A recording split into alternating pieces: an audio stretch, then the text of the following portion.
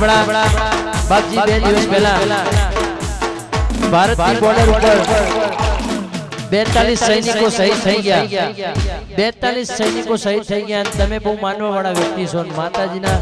સાનિધ્યમાં વ્યસન મુક્તિ અને દેશ પ્રત્યે જે રંગપુરમાં લાગણી છે બીજે મેં ક્યાંય નથી જોઈ એટલે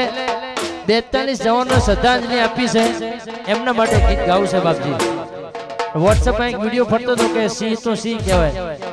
અને હવે એવો નિયમ લેવાનો છે કે ખૂન કા બદલા ખૂન છે હવે હાથ જોડવાની હાજીજી કરવાનો ટાઈમ નથી હવે ખૂન કા બદલા ખૂન છે એટલા માટે ખાસ સદી માને હવે હું પૂછું કે કેવું કહેવાય